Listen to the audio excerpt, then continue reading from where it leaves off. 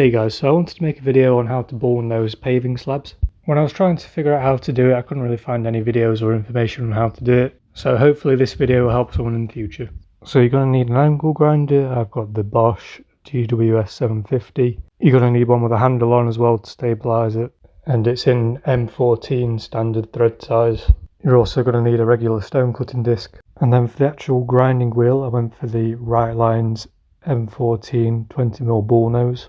Since the slabs are 20mm, they do also do thicker ones as well. You can get up to 30mm, I think. So I've got it clamped down to the workmate here, and I'm doing the underside first. I've got the regular stone cutting disc in. I'm making a flat edge and I'm thicknessing it down to about 18mm. Here's probably a better way of looking at it. So you can see it's thickness down on just on the edge that we're working on down to 18mm. It just allows that little bit of extra wiggle room for the cutter.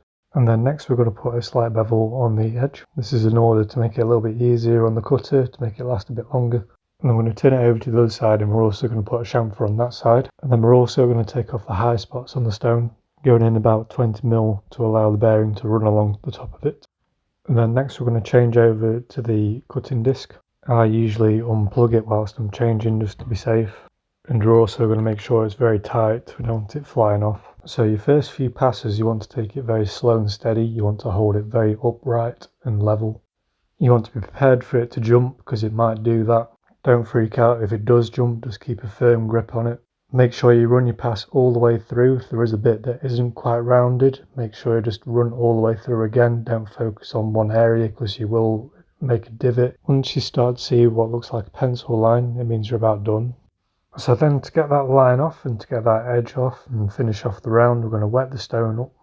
And then we're going to need a wet stone. We're also going to wet that edge up as well on that. And then this is the technique we're going to use. We're going to take the longest edge of the whetstone and we're going to round it along the edge of the paver.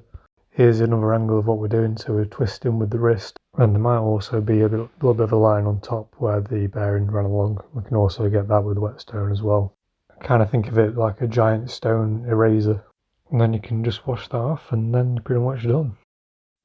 So I hope you guys found that insightful and helpful. Hopefully this video can help someone out in the future, like it would have done for me. And I shall see you guys in the next video.